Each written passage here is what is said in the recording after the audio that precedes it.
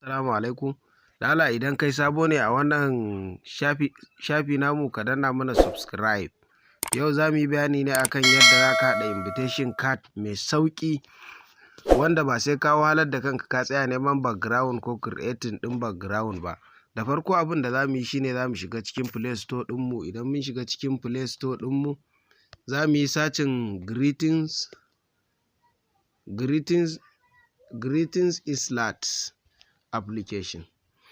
Mu gani greetings na gaisuwa, greetings islat gashi nan a sama.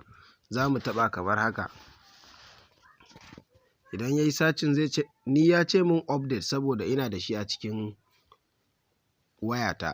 Yanzu abin da za mu yi shine zan yi minimizing, zan koma direct cikin application ɗina in duba greetings islat application gashi nan a sama na ɗaya, na biyu, na uku shine. Za mu shiga kamar haka. Don ka shiga ciki ya buɗe, yana ɗauke da abubuwa sosai na ban sha'awa wanda idan za ka yi su kamar su birthday invitation card, na wani marriage invitation card da sauransu.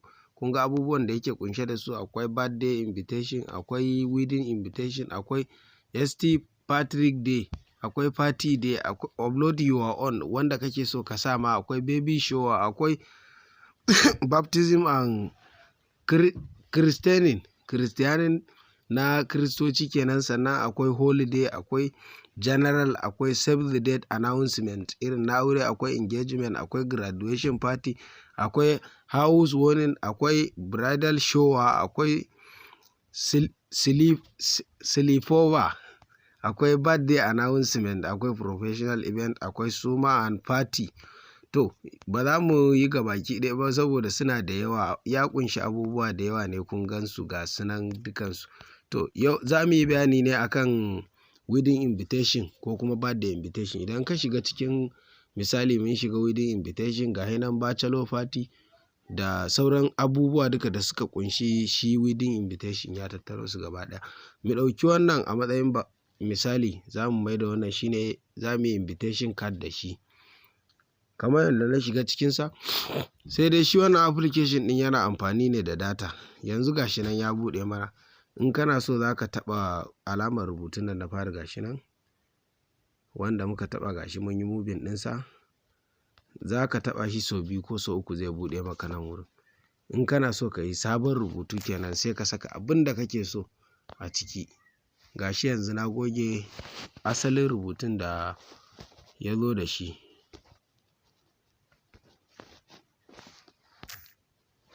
Yanzu za mu rubuta namu, misali ACAT technology, sai mu ce update. Ga ACAT technology ɗin ya zauna. To kamar shi yanzu kana so ka sa, to muna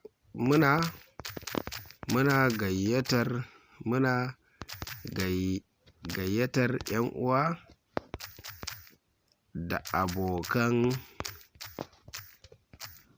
arziki, sai mu ce update. Zai ɗauko mana shi ya kawo mana cikin nan gun. Abinda shi yanzu wannan muna gayyatar 'yan uwa da abokan arziki ɗin, ga wurin da aka ce size, za ka iya yin haka. Za ka ja wannan alamar in kana so wannan abin ya ƙaru, sannan ka taɓa nan kuma za ka rage shi. Yanzu mun rage shi ya ɗan daidaita, za mu dawo da shi ƙasa sai mu riƙe shi, mu dawo da shi mu saita shi a daidai inda muke so. Misali kamar haka, wannan rubutun ba kalarsa muke so ba, sai mu zo ƙasa ga inda aka sa front.